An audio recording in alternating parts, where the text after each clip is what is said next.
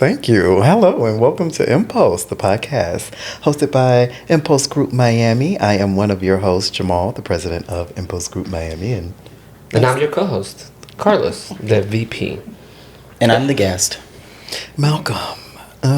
Hey. And we have a special conversation today with Malcolm. Taste, hey. It's hot in here. It's really hot in here, but it feels good. So we're going to ask our famous question. What are we impulsing today? What are we feeling? How are we feeling, Karloz? I am feeling satisfied. Oh. Yeah.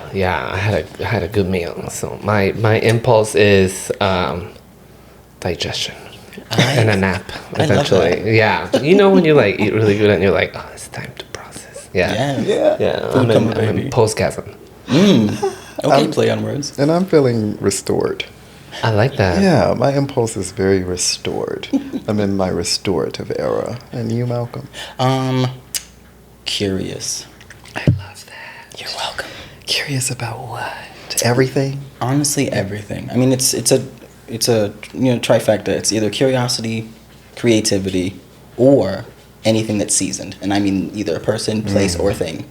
Yeah. But it's got to be seasoned. Trigger warning, trigger warning, trigger warning. We're going to be talking about sex. Let's talk about sex, baby. There's going to be some talk about violence and trauma, discrimination, and certain things, you know. Presumptive much. So you can stay if you want, but I think you want to. We're going to go deep.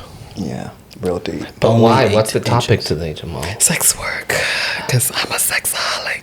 And I'm a workaholic. And I do actually do sex work. Boom. Our favorite two things combined in one, sitting right in front of us. Ew. And a gorgeous, gorgeous, gorgeous individual and gorgeous being.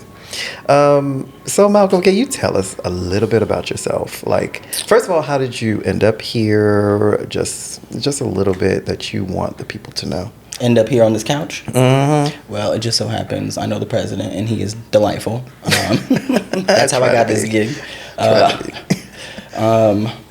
A little bit about me. This is the worst question. I'm always like, I'm 5'6", I eat tomatoes, and I love my dog. But that's not going to cut it. So That's good, actually. That's actually really good. Oh, well, then we're going to leave it at that. Fiend. So how did you end up, in sex work?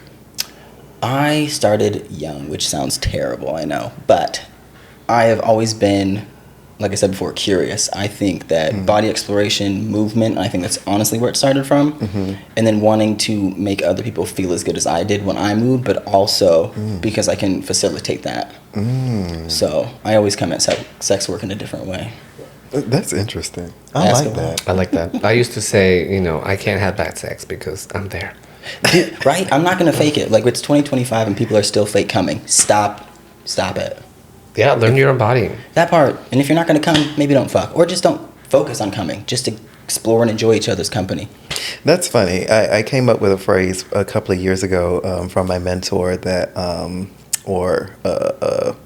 a thing for people, that pleasure is your responsibility. Period. It's nobody else's responsibility. Let's talk about what do you enjoy about your work? Like, we know how you started, but like now what keeps you doing What it? keeps you there?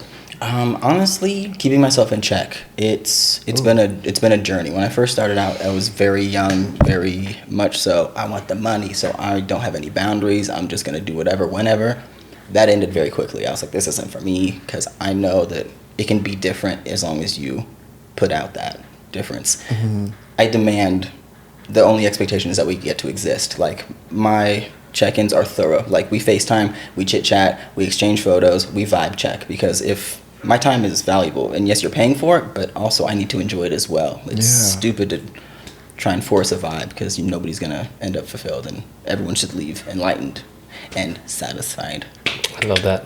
Yeah. I love that. Do you feel like it's very different? Like, okay, so I know there's different kinds of sex work. Like, there's some people that just like I stay at home and do it on their camera. They never actually, touch anybody. Yeah. And then there's also like somebody that works like at an establishment, like at a strip club and stuff like that. And then there's what you do, which is like a little bit of in the middle, right? Yeah, I'm like a wide range. I'm like the river, the sea, and the coconuts that grow on the shore. Like, I'm mobile, but I'm also, I love saying no. But I find that if you meet people where they're at, everything flows easier. And the safer they feel, the more they open up. Because my job is to literally bring out your vulnerabilities, because that's where safety comes from. Because as soon as you let those walls down, we can actually connect. And that's what I want. That's what repeat customers are. I want to enjoy the time that I spend with you. I want you to enjoy the time that I spend, but we can't ever meet in the middle if you never let me in. So you got to have that connection. Yeah. I love that. Period. I love that. Because this speaks to something that you just brought up. You keep yourself in check. And here at Impulse, we have four major pillars: mental health, sexual health, social justice, and relationships and substances. So this really hits on mental health. And so how do you keep yourself healthy in an environment that could be toxic? Mentally, yeah. I mean, I feel like anything in too much essence could be toxic in general. But what I try to literally do is to always make sure that I'm staying close to my expectations, my boundaries, and like what my hard no's are. Because as soon as you start to stray and compromise on those, that's exactly what you're going to attract. And that's kind of the rule of life. What you think, what you say, what you do is exactly what you're going to get in return. So I don't allow myself to deviate, because the moment I accept less or diminish my abilities to actually do what I do, to perform just because there is money there, it's not worth it. What would your advice be to people out there, especially of a queer identity, who are like, this looks fun, it looks easy? What would be your speaking to them from where you are now? What would be the advice you would give if you were mentoring someone, like taking a little child under your wings, I love that, little wingman. Well, come here, little baby, sit down. Yeah. First things first, sit down and have tea with your demons on Tuesday. If you don't know your darkness, you're never going to be able to put out anybody else's. Ooh. Like, you have to be friends with your demons, because they're not going anywhere. Say that shit again. That's, yes. Tea with your demons on Tuesday. Yes. Tuesday, Demon Tuesday tea. I love that. It rhymed, so that's how I remember. I like that a lot. Yeah. So what are some of the challenges that you have faced that has taught you the most? I think hands-on special, like literally, you can't learn from anything if it's not happening to you directly. So I have been in some scary situations. I've been in some ridiculous situations, but it was my choice to put myself there. So that's what it always comes back to. Like, make sure that you know your boundaries. Make sure that you know your hard no's. Because it's your body. You have every right to not say yes. You have every right to make sure that you actually convey what you want, what you don't want. Period. So you hold yourself accountable when things happen. You're like, well, I kind of put myself on that. Well, yeah, literally, because you can watch a chain of reaction as it goes. Like, if somebody is weird and you're like, ooh, that person's weird, your intuition will tell you. You show up and they're fucking weird. You already knew that, but you made the choice to go. And it's those little simple things that you can catch.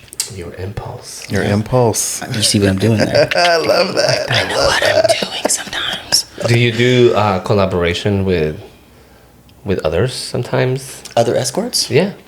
I would. I find that it is an interesting dynamic, because I am trans, and so it's usually most of the moments that I spend with clients are teachable moments. It's a knowledge base, because they're like, what is a pussy? Where is the clitoris? How many holes do you actually have? And I'm like, ooh, baby. So you deal with straight men. Okay. Yeah. I mean, it's a variety. I get a lot of gay men too. I love that. Mostly gay men. Yeah. This really now turns interesting, because our people out there probably are watching this don't know that you are of the trans experience. I sit to pee. That is key. Surprise.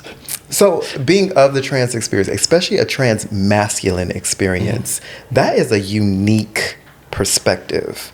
Are there any situations you can just touch on, any personal experiences you can touch on, however deep you may want to go, that really gives us a good glimpse of a walk in your shoes?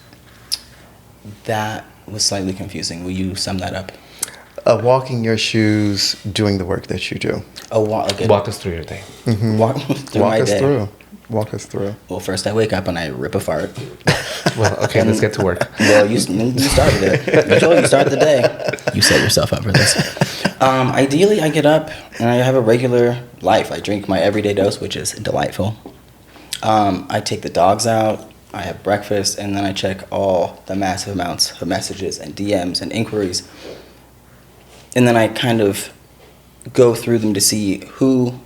My ideal statement that I repeat to myself every day is, if you come correct, we'll vibe just fine. Bomb. So if you say, like, no acronyms, no WIDs, like, we're grown as fuck.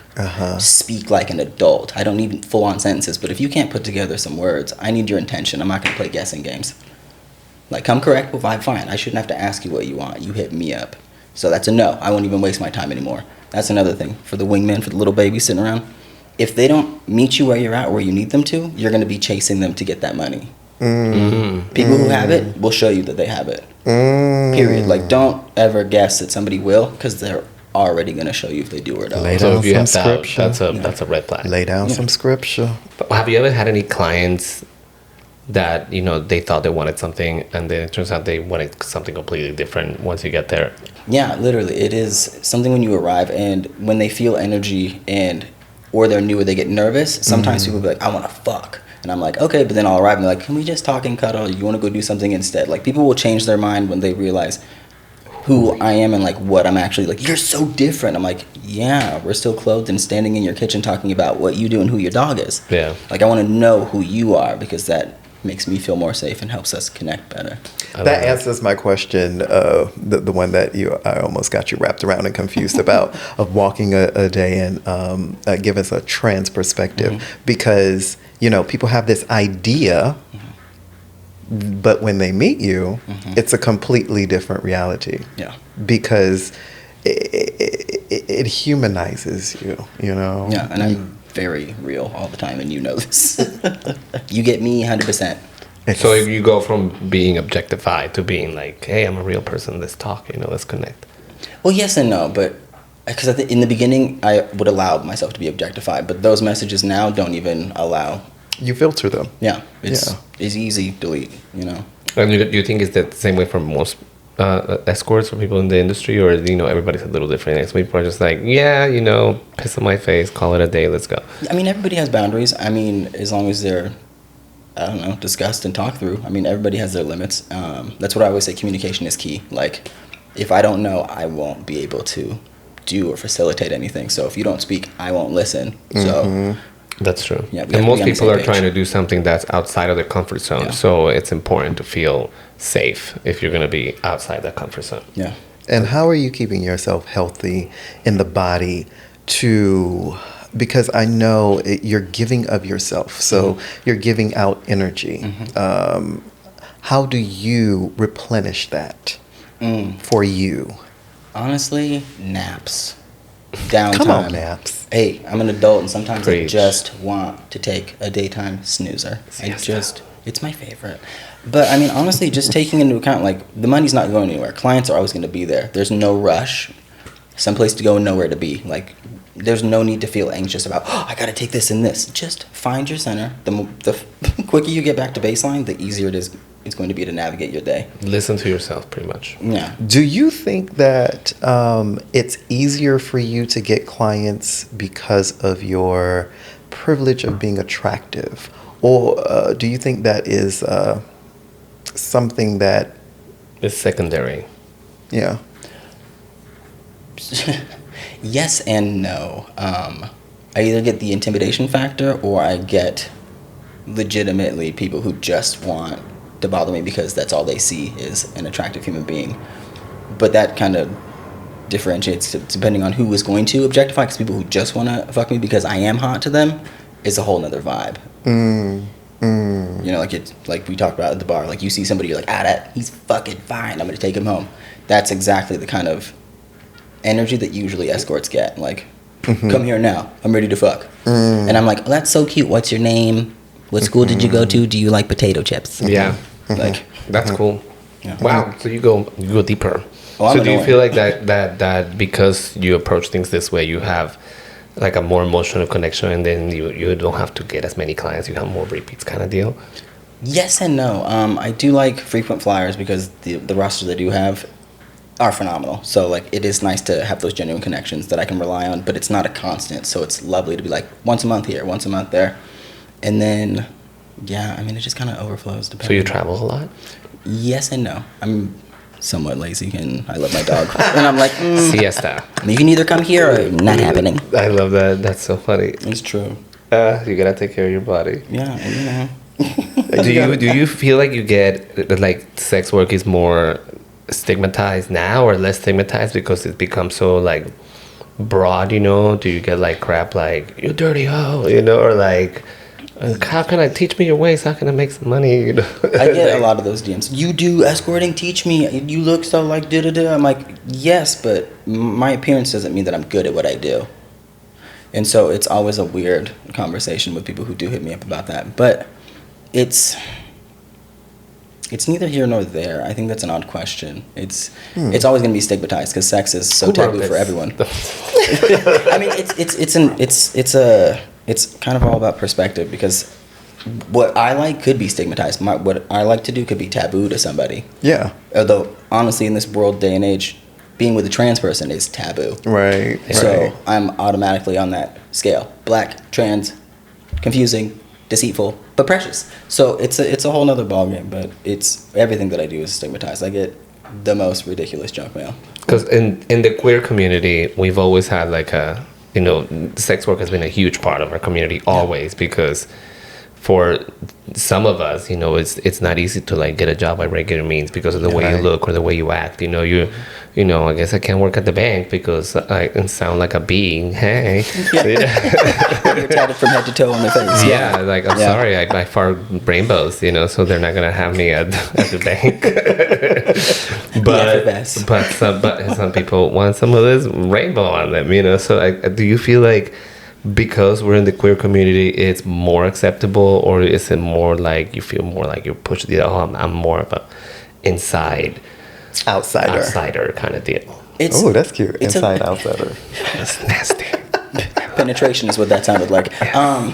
It's a little bit of both because it's odd in the queer community because we're so hoorah, let's get fucked up. I'm gonna fuck him and I fucked him. But like the moment you say I'm an escort, it's like, oh, you have to pay for it or you get paid to fuck. And I'm like, you were out here throwing your dick around a booty hole for free. Amen. I wasted so much money. Yes, you did. But that's okay. As long as you get your drink spot. That's true. No, I was a bartender. Oh my God. I know. I was just giving it away for no reason. You did that to yourself. I know. Oh, well. It's okay. I feel it, yeah. Jal, I got my compensation. 'Tis the season to be jolly. Is there anything that you feel really, really proud because of this work that you do? Like your proudest moment kind of deal? This is gonna sound egotistical, but yes, please go off. Go off. Absolutely not. There will be some sort of humbleness in here. No, ma'am. In the next episode. Stay tuned. Anyways, I get a lot of reviews about literally me being able to heal people through sex, because it's connective and it's something. It's really odd and bizarre because I heard the first time I was like, "You're fucking crazy. Don't talk to me anymore. What do you mean healing you through sex? Go to therapy. You can't fucking feel better." I tore you in half. What do you? Nobody's getting split. You can. Yeah, and I think it's really just how you go about treating people, and that's you can either heal or you can just fuck and pretend like you're gonna fill a hole, but it's just full of cum. But also, I think it's because you humanize the whole experience. Mm-hmm. You know, there is transactional and then there's connection. We have this conversation all the time. You know, I have this conversation all the time about healing people. But when people actually get to experience true intimacy, vulnerability, and take the transaction out of it, they have an entirely different experience than what they perceived was going to happen in their heads. Yeah, because when you're transactional, it's very, you know, you're over there, I'm over here, we're going to do this thing, and then now you're over there and I'm over here again. Yeah. Versus when you have connection, it's like, it's just us doing this thing. Yeah, like that's all I ever demand is we just come as we are and we exist. I'm not here to judge you. This is a safe space. I mean, to a certain degree, like, there are definitely hard no's, and I'm like, ooh, that's not cute. But at the end of the day, just come as you are. There's no need to fake anything. Do you think that, because we had this conversation on another episode about the silos and individuality and separation of the community, will we ever come back together as one? Do you think that it's because of transactional sex, the apps, the things, just the ease of access just to fuck someone? Do you think that lends itself to not having intimate connections, or people needing to heal through sex, or people needing this validation in their lives? I do love that question. It's open-ended, so you're going to get a delightful answer. Good, wonderful. I love it. It's delicious. I think that our community as a whole is, I'm just going to say it, fucked. Because nobody is doing the work that needs to be done. Mm-hmm. And that's okay. We can all run around with our dicks out. That's fine. Mm-hmm. But you cannot cross both boundaries, because what's happening in our community and then attaching it to sex work doesn't make sense to me. Mm-hmm. Because it's very different. And while I would love for them to actually have some sort of equation that solves some shit, it doesn't for me at all. I don't think sex work has anything to do with people healing. I think apps are always going to be there, because you're not healing anything in general from either side. You're just choosing a different route to go about getting what you want. Wow, I love that answer. So deep. That was so gorgeous. I try my best. We have really good microphones, so really good microphones. we are giving you free ASMR. If you're trying to go to sleep, you're gonna have some weird dreams. Somebody hand me a pot sticker. Some sex ass dreams. I hope you have them hot ass dreams. So I have a weird question. So like, one of our pillars is, your relationship to like sex and STDs and stuff like that. Mm-hmm. Have you ever had any scares? Oh, I've had chlamydia, syphilis, gonorrhea. But that was in like the first beginnings where I wasn't protecting myself. I was like, ooh, survival mode, let's get this coin. What steps do you take now to like prevent all that? Oh, it is Teach exhausting. the children. Let's teach the children how to be safe out there. Please. Oh, I get tested every 2 weeks. I bring condoms everywhere. Unless you can show me receipts of recent testing dates, you are putting on a condom. Or we're not doing anything of that. Like, my body is my body, and it's so disrespectful to pass along things just because you're not able to check yourself. Mm-hmm. Like, you're not giving somebody else the choice to choose, because you're just passing it along without being... What is it, Karloz? Spread legs. Yeah, spread your legs. Don't spread anything else. That part. And if you do, just take accountability for it. It's not something scary. Like, being educated, it's not... Getting tested is not scary. Knowing that you have something and then can resolve it, fantastic. It's not the end of the fucking world. Yeah, it's not scary. It's so weird to me. And I understand that people who are not ignorant but just uneducated about it, the more you know, the safer and the more understanding it is to not be worried. Like, once you know what's happening, then there's no need to worry. This is one of my hard, I don't excuse ignorance, because we're all adults and we're all fucking. Yeah. And so once you start doing big boy things, you have to know what big boys do, and you have to educate yourself on what the consequences and risk are in big boy behavior, or big girl, or big they, or whatever your pronouns are that you choose to use. So that's just one of my hard, like, baby, if you're going to do the thing, you should treat your downstairs like any other part of your body. Like, think of it the same way you treat your mouth. Like, if you get, and not for real, which is also like sexual, but if you get like a cold sore, you're not gonna go and hide for like weeks until maybe it'll go away. You're gonna go right away and take care of that, which is how you should treat anything else. And yeah, it's just very interesting to me how some people, and we have the technology, yo. We do. We even have aisles. Yes. Yeah. Just go check them out. And we have Impulse. Yeah. And if anybody out there, is going through something, you're feeling a little burning sensation that you don't like, or something is throbbing, and your downstairs is giving you that one tear, please help me. Please contact us. You can check us out on our website. We have resources. Miami.com. Yes. That one tear. All I'm thinking is discharge. Yeah. But everything's got to fix, and we can also help you get on PrEP. Yeah. So, and also get some Doxy-PEP or whatever it is, or you just want to talk and hang out. That's what we're here for. Period. That is literally, we are your accountability friends, your best accountability friend. That's what I like to think of Impulse as. We'll get you right.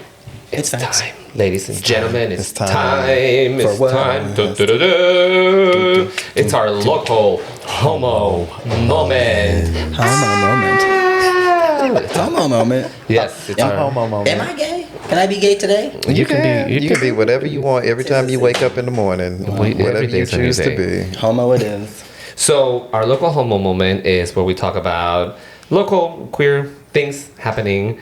And what are we talking about today? I have just the thing. Shh, both of you. Oh. So I heard through the grapevine that you guys are coming out with a kink event in December. Impulse XXX or something is like it that. like really getting out there? It should. It should. It should be. But yeah, our end of the year party is being planned as we speak. And it's going to be kinky. It's going to be sensual. It's going to be sexy. It's going to be educational, intentional, and fun. And I'll be there. Yeah. Come see me. Yeah. See you in. We are going to be putting out the information very soon. We are working on the flyer, and yeah, I'm just very excited. We're going to have, as you said, we're going to have entertainers. We're going to have demonstrators. We're going to have, it's a party. It's a party. Yeah, It's going to be a party. And we're going to have prizes. I keep saying this, but we love to give shit away. Period. Me and Carlos love giving shit away. We do. Beyonce tickets, Lady Gaga tickets. The girl with pink hair. The little girl with pink hair.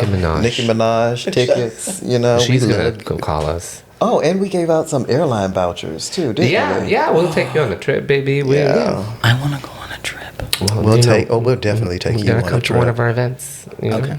It's going to be at the event. I will. Yeah. You make sure you check us out on Instagram at Impulse Group Miami. Find us on all the socials at Impulse Group Miami, impulsegroupmiami.com. So, wait, since we have been on relationships and substances, we really want to plug in recovery. Oh my and God! motion. Yes, I am so sorry. So, yes, we're gonna edit this. So we want to talk about also about Recovery in Motion, which is a program by the Pioneer Winter Collective for anybody who is in their journey of recovery. This is a new way of going through the recovery process through the power of dance. I love And that. movement. Shut the fuck up. Every it's about Wednesday dance and at movement. 7:30. Okay. We're gonna put the link in the podcast description. But yeah, we are. They are doing it in Broward and in Miami. Broward Okay. at the Pride Center and Miami at MTC Miami Theater Center. Yes. All ages or all age. all ages? Yeah. Okay. Everyone's it's free. I love that. And yeah, it's sponsored by us. Sponsored by us. That's gonna Impulse be Group cute. Miami. Yes, Yeah, okay. Yeah. So yeah, dance your ass off. Feel good. Movement is key. From a person who can speak from the recovery journey, movement is valid. Getting back into the relationship with your body. There's ways that we can communicate that are impossible with words, and I think that movement is one of the most undervalued ways that people communicate. And anybody can dance. If you can only move one eyeball, you can dance with that eyeball, baby. So Yeah, man. Serve it, baby. Blink, blink. That's it. Yeah, it's like silent persuasion, but you're persuading yourself to feel better about everything. Yes. And we wanna thank you, Malcolm. Thank you for being so vulnerable. Thank you for being so real and raw. Because that was a very enlightening, delightful. That's your favorite word. It is. Delightful conversation. I'm obnoxiously delightful. Yes. Get me out of here. I'm sorry. Yes, he is. He is obnoxiously delightful. I love him. So stay tuned for the next episode of Impulse, the podcast, and we'll bring you more delectable, delightful, delicious conversation. we'll see you next time.